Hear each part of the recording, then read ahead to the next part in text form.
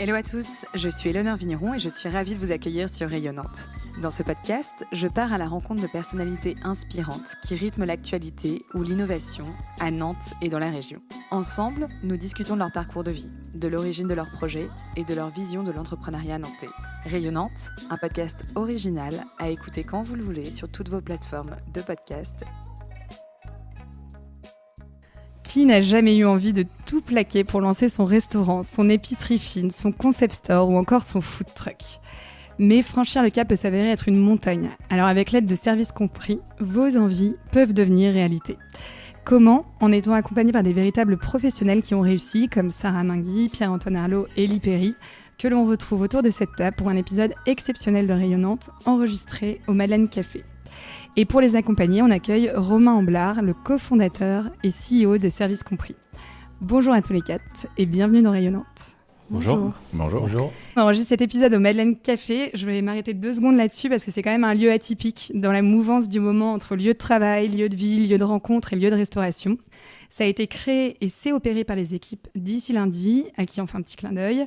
Et c'est un lieu sur lequel toi, Pierre-Antoine, tu as travaillé en tant que DA. Oui, Est-ce tout à que fait. tu pourrais nous en dire 2 mots ?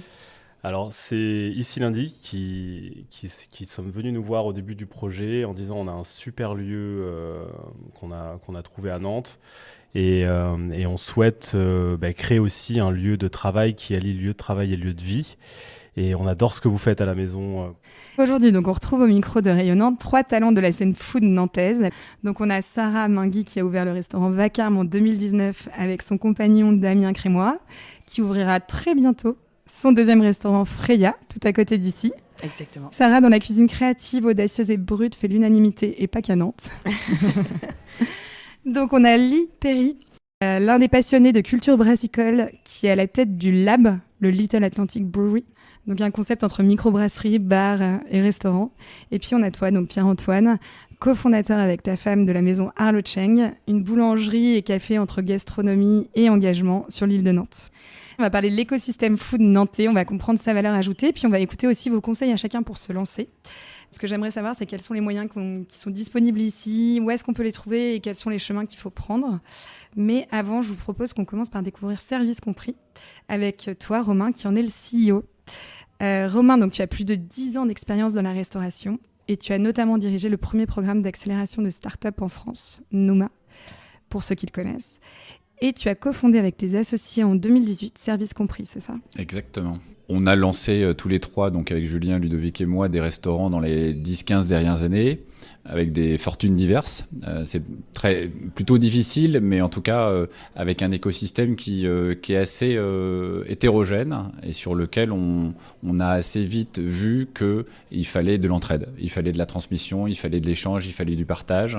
On était beaucoup sollicités par des reconvertis, notamment, qui nous demandaient comment on avait fait, qu'est-ce qu'il fallait mettre en place. Moi, je venais de l'écosystème tech, avec les accélérateurs de start-up. Et c'est vrai qu'ils avaient beaucoup de choses à leur disposition, des lieux, des mentors, des exemples aussi.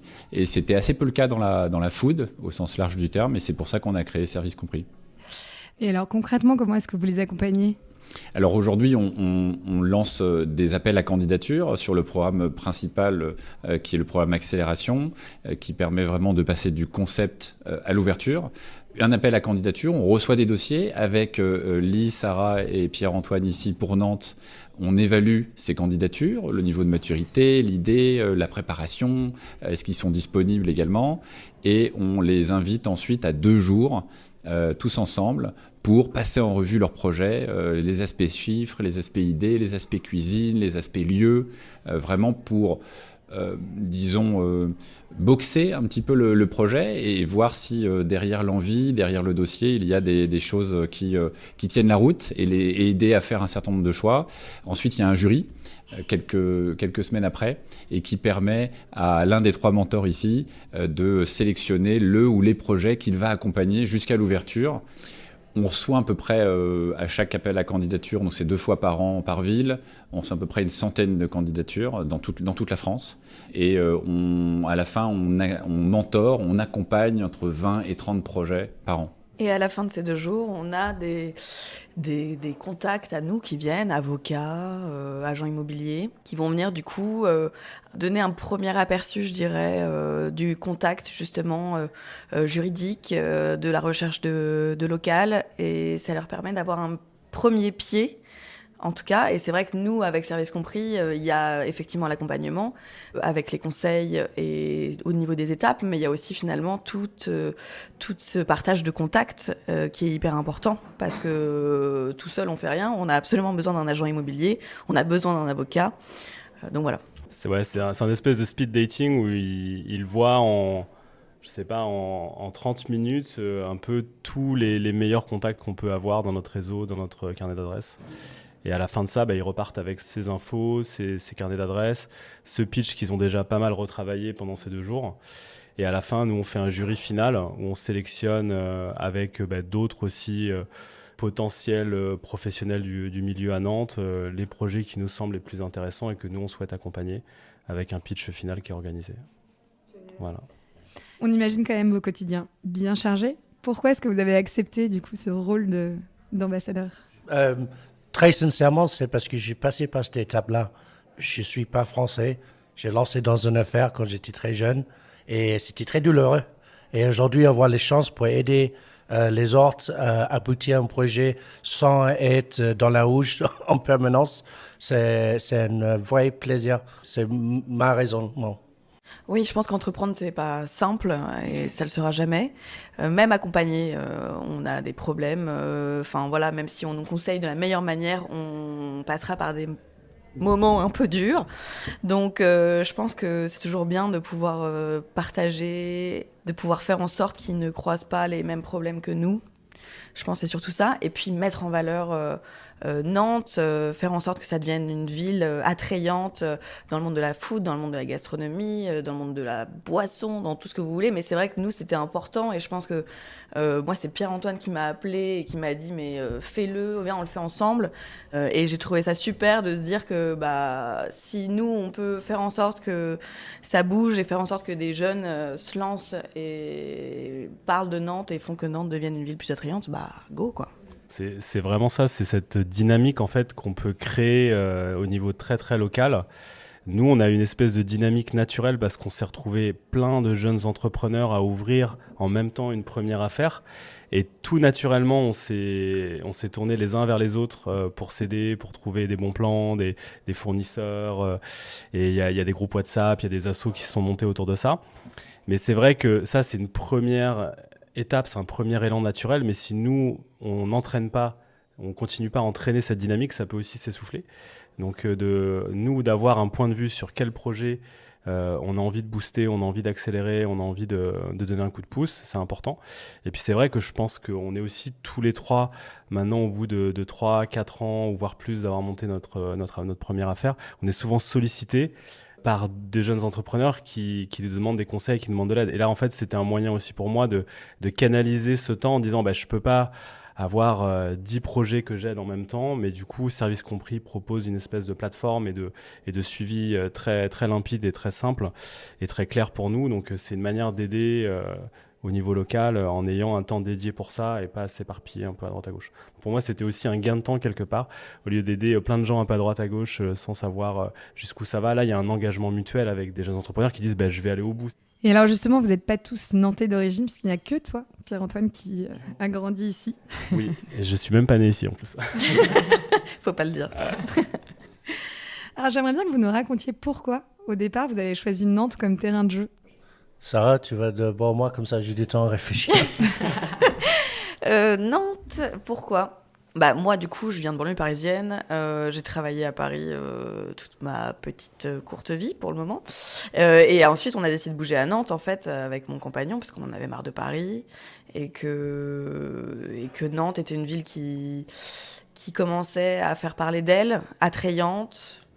Il y a tout un terroir, il y a beaucoup de choses ici. Il se passe des choses en termes de produits. On tombe pas nulle part. Et donc, c'était intéressant de venir ici. Même si à l'époque, il y a 5-6 ans maintenant, finalement, il n'y avait pas une offre food dingue. Et ça a évolué incroyablement. Ce qui est drôle, c'est de voir qu'en fait, il y a 5 ans, je pense que je pourrais citer plein d'adresses, que ce soit la Mandale, PA, le Lab. En fait, on a tous ouvert il y a 5 ans. Donc, c'est drôle de voir qu'il y a eu une date clé où ça a un peu déclenché quelque chose. C'est totalement vrai. Et moi, pour les raisons très simples, j'ai venu en tant que consultant à la base pour lancer Lab. Et après, tout de suite, j'ai compris justement la dynamique. En fait, tu peux pas être dynamique sans momentum.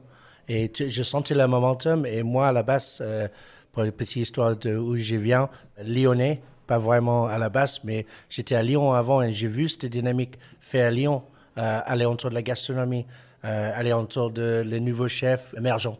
Et au travers de ça, tout de suite, j'ai compris que Nantes, ça peut être devenu vraiment un endroit, a place to be on the map, au travers de ses gastronomies et ses offres culinaires.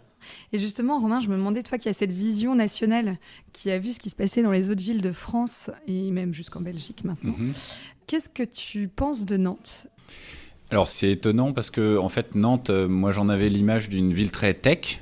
Parce que c'est vrai qu'après, à l'époque 2014-2018, Numa, Nantes était assez facilement deuxième, même parfois plus dynamique que Paris, grâce à la cantine numérique, grâce à un certain nombre d'initiatives. Et il y avait beaucoup d'industries créatives aussi, donc c'était tech et créatif. Donc assez naturellement, on s'est dit il faut y aller très rapidement avec service compris, beaucoup d'entrepreneurs, beaucoup d'entrepreneuriat. Mais c'est vrai que la food a eu un petit décalage par rapport à tout ce qui est tech et industrie créative. Et là, on voit, et c'est un mouvement qui a beaucoup été observé aussi dans d'autres villes, post-Covid, pas mal de gens qui sont partis de Paris. Donc il y a une dynamique intrinsèque de locaux, de gens qui sont là depuis un certain nombre de temps, et beaucoup aussi portés par les nouveaux habitants. Et Pierre-Antoine, t'en parlais un peu des avantages que tu as trouvés dans cet écosystème. Quel est votre ressenti à tous les trois ? Qu'est-ce que vous avez trouvé ici ? Moi, ce que je trouvais, parce que j'ai grandi à Nantes de 7 à 18 ans, et après j'y suis parti et j'avais vraiment pas du tout le projet de revenir monter une boîte à Nantes à la base. Mais en y revenant pour des raisons aussi familiales, je me suis rendu compte qu'il y avait beaucoup de liberté et d'espace. En fait, il y a tout, comme disait Romain, il y a beaucoup d'éléments qui ont été déjà développés sur la tech et aussi sur la culture et sur la créativité. Nous, on est sur une île à Nantes, sur l'île de Nantes, qui est l'île de la création, où il y a déjà un écosystème créatif et culturel qui est très très fort. Et du coup, il y a un peu tous les éléments, il y a tous ces petits blocs déjà en place pour créer quelque chose de nouveau. Et comme il n'y avait pas énormément de nouveaux concepts, de nouvelles idées de développer dans le milieu de la restauration au moment où on s'est installé, il y avait la place et il y avait beaucoup de liberté. Il n'y avait pas de plafond de verre ou de carcan ou de restauration déjà très installée qui empêchait les nouveaux émergents. Donc moi, je me suis senti très libre en fait de trouver des locaux, de prendre des risques, d'être accompagné déjà par le tissu entrepreneurial qui était très, très fort. Et cette combinaison en fait de liberté, de tissu créatif et entrepreneurial, on s'est rendu compte très vite que c'était en fait l'endroit parfait, que c'était peut-être mieux de le faire ici qu'à Paris ou qu'à même à Amsterdam, parce que mon épouse est hollandaise, on avait pensé le faire là-bas aussi, parce qu'il y avait plus de place. Et après, une fois qu'on s'est installé, on s'est dit, mais attends, il y a aussi un terroir de fou, et il y a vraiment disponible à 20 minutes autour de Nantes, on peut tout trouver quasiment en termes de produits, de producteurs engagés, intéressants. Et ça a été la deuxième bonne surprise. En fait, au début, on n'avait pas vraiment pensé à ça, mais on s'est dit, mais en fait, il y a un terroir de fou. Et du coup, ça rend les choses très faciles. Ça rend les choses faciles d'être radical et de dire, je peux faire du 100% local ou d'aller vraiment au plus proche des producteurs et d'aller mettre les mains dans la terre avec eux ou d'aller les voir toutes les semaines. On peut aller se déplacer et rencontrer des gens. Et ça, je pense que ça aurait été moins facile dans d'autres terroirs ou dans d'autres villes ou dans d'autres pays. Donc, c'est ça vraiment pour moi qui a été la double bonne surprise à Nantes. C'est vrai que je te rejoins là-dessus. Moi, je me souviens sur Paris, on recevait des produits qui étaient parfois magnifiques, hein, mais on ne savait pas d'où ils venaient. Ça venait de France, certes, mais en fait, on n'avait aucune idée de qui se cachait derrière la carotte, ou sauf certains maraîchers stars. Mais en fait, Paris, c'est un peu... Il y a un côté un peu parfois... désolé pour les Parisiens. Greenwashing qui est un peu énervant. Et c'est vrai, quand on arrive à Nantes, on se rend compte qu'en fait, on connaît l'histoire des gens. Et en fait, on est capable aujourd'hui, dans notre restaurant, de transformer et de faire partie de la chaîne. Et donc de transmettre ces histoires-là à nos clients. Parce qu'en fait, pour moi, c'est vraiment le but du cuisinier. Ou même, en général, je trouve que c'est notre travail à nous, cuisiniers, boulangers, brasseurs, c'est de parler de l'histoire de celui qui a fait cette carotte, de l'histoire de cette carotte, et de le transmettre à notre manière, dans la manière dont on va le cuisiner et dans notre manière dont on va le présenter en fait aux gens. Donc c'est hyper important, c'est presque la valeur, je pense, initiale, en tout cas moi, de mon boulot aujourd'hui, et c'est grâce à Nantes que je l'ai découvert, et je pense que j'étais complètement déconnectée quand j'étais sur Paris. Et justement, vous avez tous en commun de mettre le terroir local dans votre assiette, dans votre manière de travailler. Comment est-ce que vous choisissez vos partenaires ? Moi, honnêtement, c'est des rencontres humaines. Nous, en fait, on a un engagement dès le début sur, par exemple, sur la boulangerie, d'être 100% bio. Mais en fait, ça, c'est un petit peu, on va dire, un dénominateur commun minimum. C'est-à-dire que c'est pas suffisant. Et en fait, quand on va chez les producteurs, on se rend compte vraiment de leur travail, de leur engagement, de leur réflexion, de la part d'expérimentation et de difficultés. Et souvent, c'est eux qui portent tout le poids des aléas climatiques. C'est eux qui prennent tout le risque, en fait. Et nous, on est un peu le passeur, en fait, entre ces producteurs et les clients finaux. Et du coup, de les rencontrer, d'aller au plus proche, ça nous permet d'être les passeurs, en fait, avec un maximum de compréhension, de cohérence et d'humilité, où on peut dire, voilà, des fois, ils n'ont pas tout, mais on peut faire différemment. Et ça nous pousse, moi, en tout cas, perso, au niveau de l'équipe, ça nous pousse à être encore plus créatifs. Parce que quand on n'a pas certaines épices, ou certains produits qui peuvent être plus exotiques, on se pose la question comment on peut trouver localement des choses qui ont du sens. Donc au début, nous on avait cette approche 100% bio, donc au début, qu'est-ce qu'il y a comme producteur bio dans le coin ? Et puis très vite, en fait, au bout d'un an et demi, on a commencé à aller plus au-delà de ça en disant quelle est la cohérence au-delà de ça ? Est-ce que des fois, il vaut pas mieux prendre des gens qui sont plus proches de nous, même s'ils n'ont pas le certificat, mais au moins on a eu un échange avec eux et on sait que leur approche, elle est hyper clean, elle est encore plus, peut-être même vertueuse qu'un label. Et voilà, moi, ça a été notre approche. Et je trouve qu'à Nantes te permet d'être complètement cohérent dans ton approche. Parce que si tu fais l'effort, c'est possible. Alors que dans d'autres villes, moi j'étais à Londres aussi, c'est très compliqué. Et on a souvent plusieurs intermédiaires ou des plateformes type Rungis ou des grossistes qui sont plus déconnectés en final. Donc voilà, moi, Nantes nous a permis cette cohérence. Et est-ce que on sait qu'il y a un gros sujet quand même dans la restauration, c'est le sujet de l'humain, le sujet RH. Est-ce que typiquement à Nantes, vous arrivez à nouer des partenariats pour aller recruter des talents ? On le fait entièrement solo. Mais si on parle de RH, je pense que le RH, ça passe par un peu toute la nouvelle restauration, c'est-à-dire redonner du temps aux gens, avoir un 39 heures, réellement 39 heures, ou un 35 heures, ou une semaine de 4 jours. En fait, revaloriser le temps de travail, arrêter de faire croire aux gens que si tu bosses 60 heures, tout va bien. En plus de ça, je te paye pas les heures sup, mais... à la base, je t'ai dit que je te les payais, mais en fait, je te les paye pas. Enfin, ça sent le vécu. Voilà, non, mais c'est dingue. Mais même, ça se fait encore aujourd'hui, puisque moi, j'ai des gens qui viennent chez moi et qui me disent « Ah non, mais on m'a dit qu'ils payaient pas les heures sup. » À quel moment on dit légalement à quelqu'un « Je te paye pas tes heures sup ?» Je trouve ça impressionnant qu'aujourd'hui encore, on soit capable de dire ça à quelqu'un. Et donc voilà, pour moi, ça, c'est la vieille école. Et la nouvelle école, c'est donc revaloriser le temps de travail avec des salaires qui sont en lien avec le degré d'expérience de la personne. Puis voilà, plus de coupure. Plus de coupure.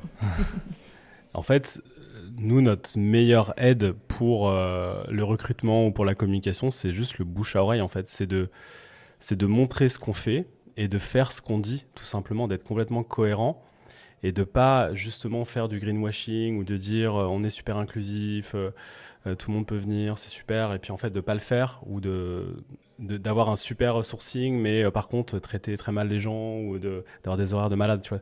Et ça, je pense que ce côté un peu on stage, backstage, où on peut avoir une très belle façade et puis derrière c'est beaucoup plus obscur.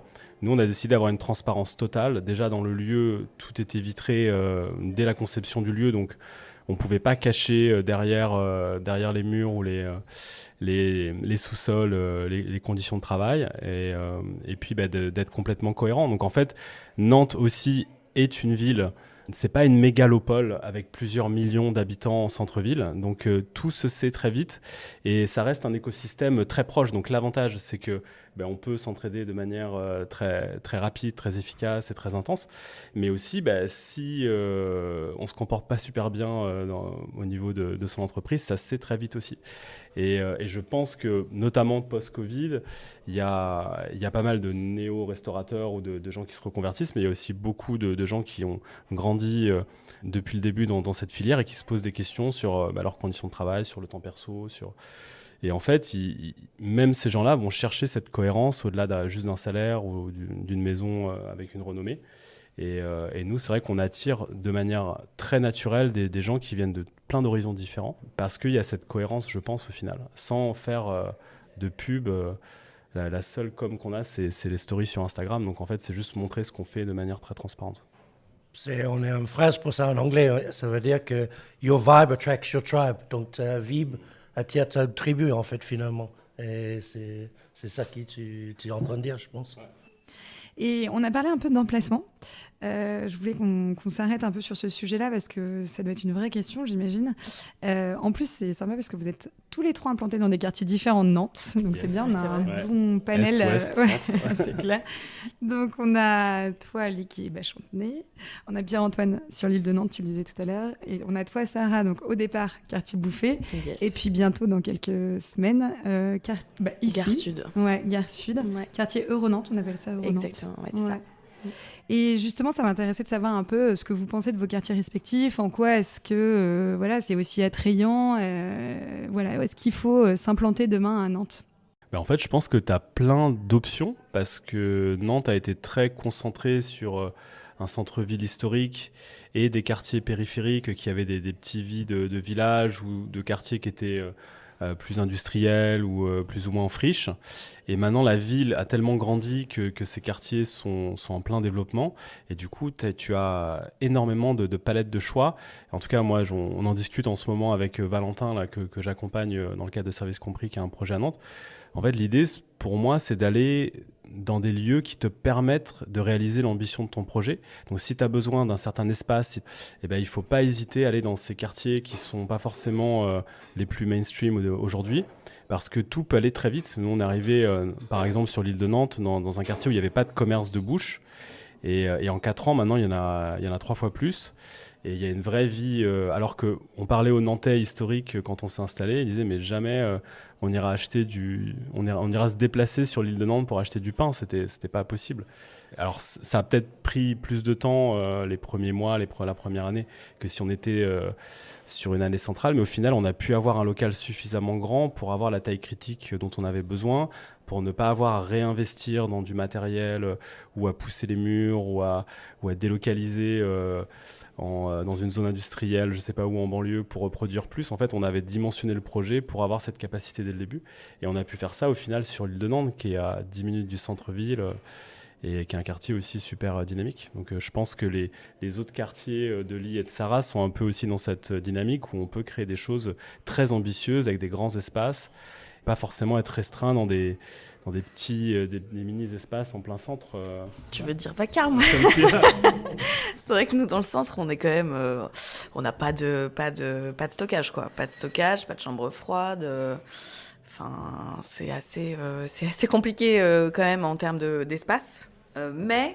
quartier qui a toujours été depuis le début, nous on s'est installé là-bas parce qu'on adorait les commerces autour, c'était un quartier de copains et donc en fait on se voyait que là-bas et vu qu'on connaissait pas très bien Nantes, je crois que c'était peut-être le seul quartier qu'on connaissait vraiment, donc on s'est dit bon on va rester là où on connaît des gens pour s'y sentir bien. On a bien fait parce qu'au final franchement ça nous allait bien.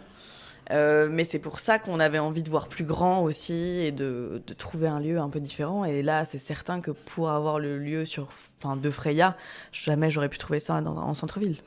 Il fallait un quartier neuf qui pouvait me permettre d'avoir un local aussi grand et un extérieur, pour le coup, là, sur un toit. C'était sûr que ça allait être soit sur l'île, soit sur le quartier Euro-Nantes. En fait, chaque lieu, il a ses problématiques différentes. Donc, nous qui est très grande, À Chantenay, aujourd'hui, c'est les autres problématiques. Tu peux faire 30 couverts comme tu peux faire 150 sans savoir qui va arriver. Et donc, c'est les nouveaux enjeux. Chantenay, avant Lab était installé là-bas, il y a eu très peu de choses. Donc, il fallait vraiment croire sur les projets. Et au début, c'était très, très difficile pour gérer du qualité, en fait. Là, l'enjeu, c'est comment tu sers autant de gens avec du quali. Donc, ça a pris énormément de temps de rodage. En effet, aujourd'hui, qu'est-ce qu'on a fait? Les quartiers, ils accueillent nous avec les bras ouverts, mais j'insiste encore, c'est les autres problématiques qui peuvent venir avec les grands lieux. En fait, c'est là aujourd'hui, il y a ton réputation qui est en jeu. Tu n'as pas de droit de photo-goût, en fait. Bonne chance. Ouais. Et au-delà des nouveaux quartiers et des grands lieux, il y a aussi plein de micro-villages à Nantes où il y a des petits commerces existants ou restos ou bistrots qui laissent la place à des nouveaux arrivants de reprendre des affaires ou de monter des nouvelles choses. Là, je vois dans le quartier où j'habite, vers Zola, il y a des gens qui ont repris un bistrot de boules nantaises et qui l'ont transformé dans un lieu hyper convivial. Donc en fait, je pense qu'il y a plein d'opportunités partout, suivant les tailles des projets. Et il n'y a pas que l'ultra-centre en fait, qui peut être vecteur d'opportunités. Au contraire, il y a d'autres petits quartiers. Et je pense qu'il y a des vies de villages et de quartiers qui sont super intéressantes à développer à Nantes. Et du coup, il y a vraiment de la place pour moi. Je trouve que c'est assez incroyable Nantes pour ça. C'est que effectivement, chaque quartier a une vie. Aujourd'hui, moi, je vois au pavé, il y a 6 ans, quand je suis arrivée, il y avait un petit bar de quartier qui a été tenu par des gens qui le tenaient, je pense, depuis 15-20 ans. Aujourd'hui, ça a été repris. Il y a eu les cadets qui se sont ouverts, il y a eu Batos qui est arrivé, il y a eu Sim. En fait, en 3 ans, j'ai l'impression que le quartier s'est transformé complètement. Et j'ai l'impression que Nantes est en complète, soit totale, peut-être que ça va s'arrêter, je ne sais pas, mais ça n'arrête pas de fleurir et que chaque quartier commence à avoir une vie un peu différente. Nantes, nouvelle peau, quoi. Moi, c'est l'impression que j'ai, en tout cas. Totalement. Juste un exemple que je peux tirer, c'est la semaine dernière, j'ai allé voir une cliente à Doulon, tu sais, devant le marché Doulon. Donc, c'est un resto avant qui est tenu par un vieil couple, je peux dire ça, Oui. qui sont fait justement que du restauration au midi et fermé de soir. Et là, maintenant, il est converti en bar à vin, biodynamie, notre bière, et on est allé visiter. Et aujourd'hui, il ouvre les soirs, il fait les retours de marché. Et tous ses clients au bar, il y a eu beaucoup de gratitude de le fait que maintenant, il y a la vie dans ce quartier. Donc, je pense que ça rejoint exactement ce que tu viens de dire.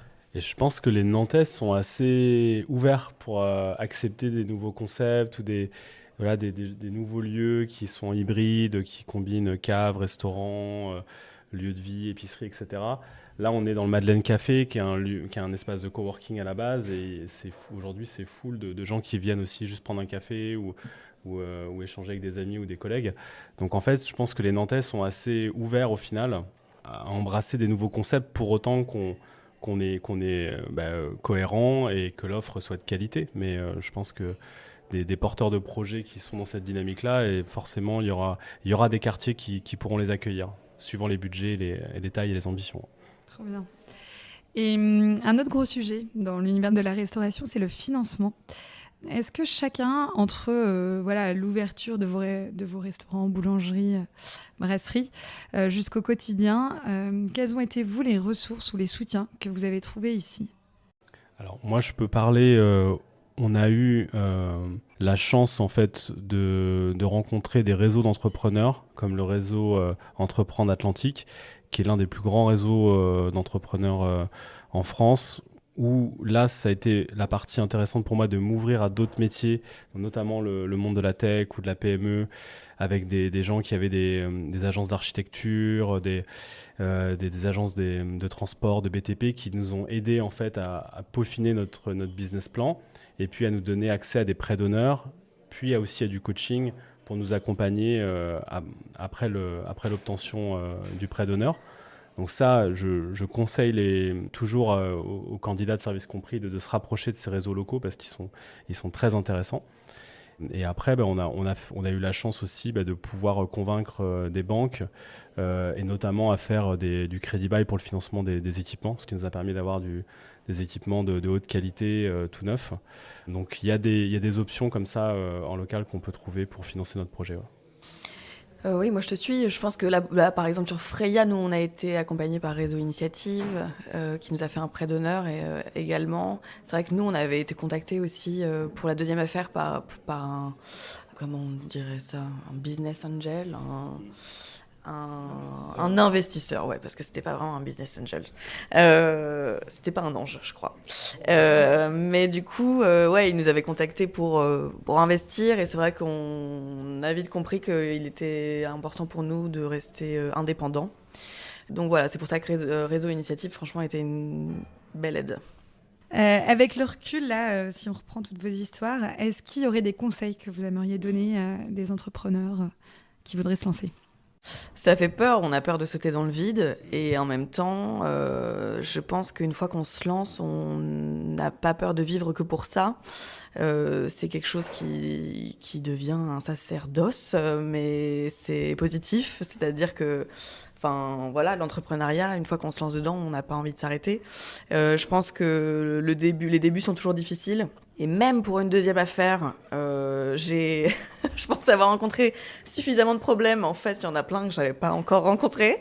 Donc, c'est toujours difficile. À partir du moment où on est bien accompagné, on a du soutien, déjà en grande partie, je pense, familial, ou même un associé sur qui on peut compter.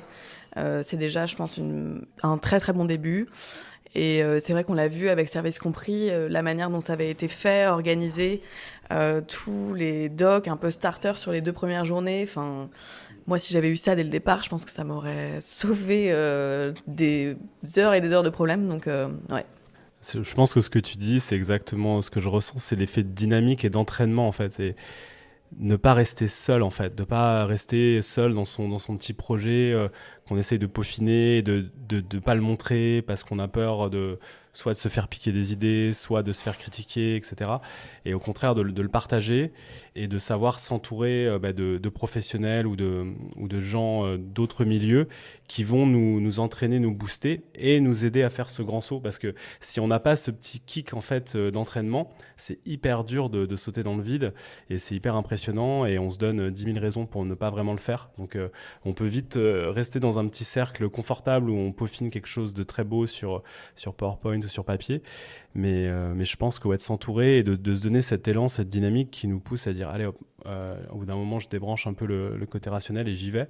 Et puis de toute façon, je me suis entouré, donc je vais pas m'écraser, je vais au contraire trouver des solutions, m'accrocher à d'autres solutions et continuer. En fait, c'est hyper entraînant. Et moi, j'ai l'impression d'être un peu dans ce sprint marathon permanent depuis qu'on a lancé ce projet.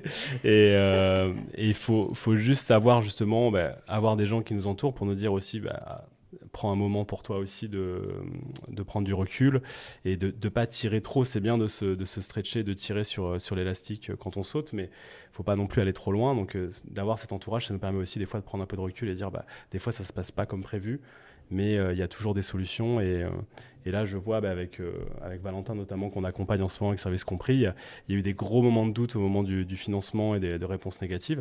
Et il y a des solutions qui sont arrivées. Et maintenant, on est reparti dans un moment d'entraînement, d'excitation et de dynamique. Donc, il y a un peu ces ascenseurs émotionnels.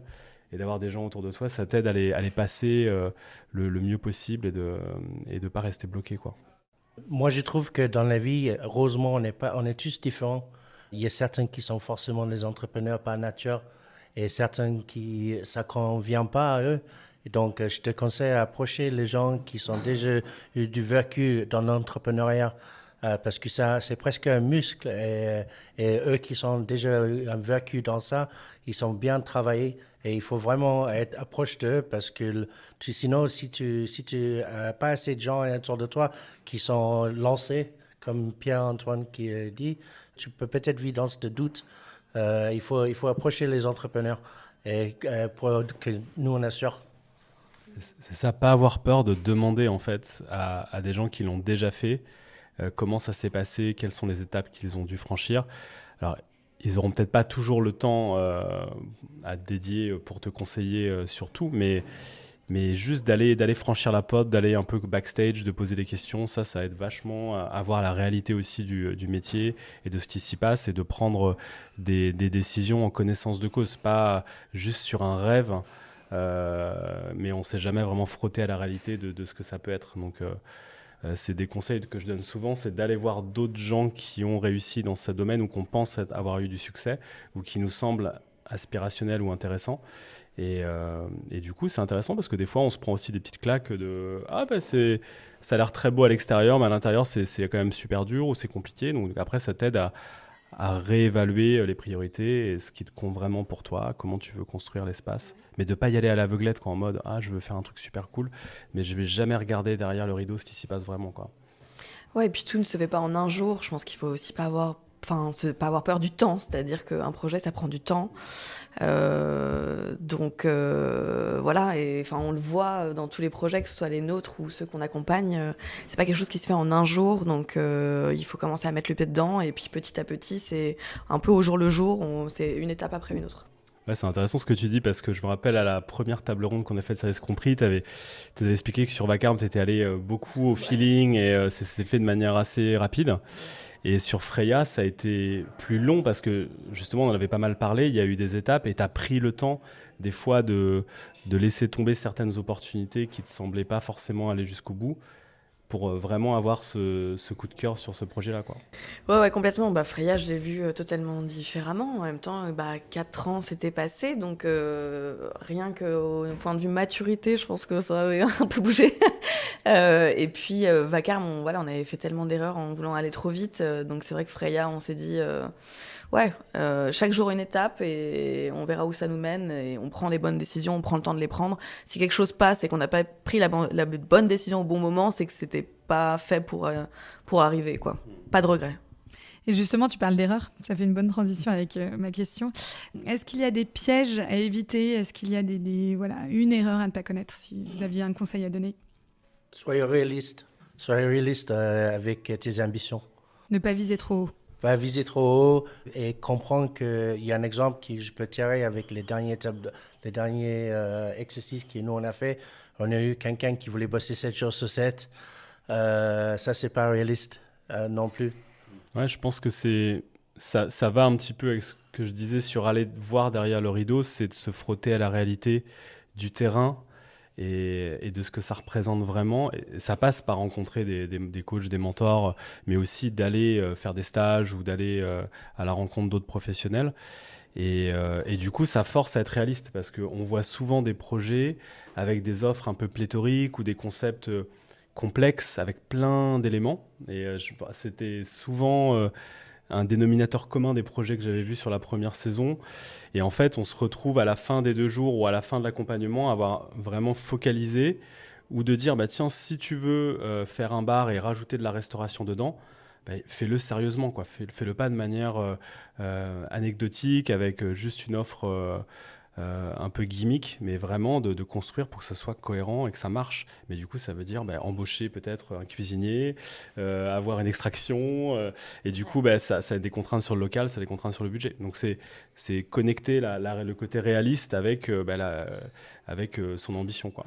Ouais, c'est ça, mais c'est ce qu'on disait, c'est drôle, hein. On disait pas voir trop haut, mais pas voir trop bas non plus. C'est-à-dire que on le voit parfois être trop prudent. En fait, on va sur des lieux qui finalement sont viables, certes, mais on se dégage pas vraiment bien un bon salaire. On n'en vit pas pendant 3 ans. Donc, faut parfois voir un petit peu plus haut que ce qu'on voulait, même si ça nous fait peur. Se dire, vas-y, je vois plus haut, je vois plus gros, parce que dans le futur, finalement, ça va nous réussir, en fait. Et en fait, ce qu'on remarque souvent, c'est que si l'idée à la base est forte et répond à un vrai besoin et elle est bien positionnée, en fait, il y a un succès derrière à la clé. Et on se retrouve souvent avec des fois des business qui sont commencés trop petits et qui sont bloqués dans le développement. Et après, c'est une galère. En fait, il y a du succès commercial de vente, mais après, il y a une galère en fait pour passer à l'étape supérieure. Donc, bien dimensionné. C'est ça, je pense aussi que ce que tu veux dire. On le voit souvent, c'est des fois des espaces trop petits ou trop contraints ou pas avec le bon équipement ou pas la possibilité d'évoluer. Et après, on est vite bloqué. Et quand ça marche et qu'au bout de 2 ans, il faut tout casser pour tout refaire, c'est très compliqué pour refinancer des choses. Donc voilà, step by step, mais en même temps d'avoir bien dimensionné dès le début. Mais d'où l'importance de votre rôle dans ce programme d'accompagnement, en fait, pour aider justement la personne à placer le curseur au bon endroit, quoi. Puis à 3, on a fait pas mal d'erreurs différentes. Donc on peut et souvent il y en a un qui va intervenir sur un problème que nous on n'a pas rencontré. Donc c'est ça qui est cool. Ouais. Les gens ils disent qu'il y a beaucoup plus de choses à apprendre quand tu es avec les erreurs qu'avec du succès. Du succès, ça noie l'ego. Et quand tu es bas et tu es dans un problème, en fait, finalement, c'est là que tu vas vraiment apprendre. C'est le vrai courbe à apprendre, c'est en bas, c'est pas en haut. Est-ce qu'il y a des tendances que vous avez observées dans l'univers de la gastronomie, de la restauration, que vous conseillerez aux incubés de prendre, quoi? Alors, moi, je dirais une tendance que je conseillerais pas. C'est bon aussi, ça marche. Ouais, moi, je vais partir là-dessus direct. C'est tout ce qui est greenwashing. Et c'est ce qui m'énerve un petit peu en ce moment. C'est que nous, on a lancé un projet avec la genèse du projet partait d'une ambition de réconcilier gastronomie et écologie et de faire travailler les deux en même temps. Et c'était, au moment où on a lancé ça, quelque chose qui était assez novateur et assez radical dans l'offre. On allait vraiment à la racine du problème pour trouver des solutions par rapport à ça. Et c'est vrai que on a vu pas mal de tendances depuis notre ouverture, de choses qui essayent de se rapprocher d'une approche vertueuse, mais qui est souvent de façade, je trouve. Et quand on gratte derrière, on se rend compte qu'en fait, il n'y a pas du tout cet engagement cohérent. Et du coup, je conseillerais vraiment d'être honnête. Et ça ne veut pas dire forcément faire certifier ou faire des choses avec des labels etc. Mais juste d'être cohérent en fait dans ce qu'on annonce et de faire ce qu'on dit, de faire ce qu'on dit. C'est-à-dire que je vois beaucoup de com très très agressives et très push, notamment sur les réseaux, ou sur l'affichage qui peut être fait en boutique sur l'offre. Mais je pense que si on n'est pas cohérent, aujourd'hui tout se sait. Et forcément, ça fera des choses qui seront bancales par la suite et qui ne tiendront pas le test du temps et qui vont passer au rythme des tendances éphémères. Et je trouve que les tendances sont très dangereuses aujourd'hui parce que tout le monde se copie et s'inspire les uns des autres, notamment via Insta, les réseaux. Et du coup, on crée des choses qui sont très éphémères et qui se démodent très vite. Donc, moi, le conseil, c'est plutôt de retourner à la racine de ce qu'on a vraiment envie de faire, pourquoi on le fait. Et ça, c'était des choses qu'on avait parlé dans le workshop, c'était de réfléchir au pourquoi. Et après, décliner quelque chose qui est vraiment singulier, qui nous appartient et qui a une vraie cohérence. Et ça doit être, moi je pense, ça doit être engagé d'un point de vue environnemental, ça c'est sûr. Et c'est les projets que j'ai envie de soutenir. Mais il faut que ça soit vraiment cohérent. Et tout ce qui est juste fait, où on met un petit logo bio ou healthy ou je sais pas quoi, je trouve qu'au final, ça perd de son impact et ça tiendra pas dans le temps. Je suis assez Pierre-Antoine là-dessus. Je pense que finalement, la seule tendance qu'il faut qu'il y ait, et encore, il faut que ce soit une tendance pérenne, c'est juste servir de la qualité. Effectivement, savoir être transparent sur ce qu'on fait. Et merci à tous les 4 pour cette discussion. C'était vraiment super intéressant. Merci. Bravo à toi, cher auditeur, qui est allé au bout de cet épisode. Si tu l'as aimé, merci de le partager largement autour de toi. Et puis si tu veux m'aider à faire connaître et grandir Rayonnante, eh bien tu peux tout simplement mettre 5 étoiles et un commentaire sur l'appli Apple Podcast. Je te souhaite une belle semaine et je te donne rendez-vous dans quelques jours pour un nouvel épisode.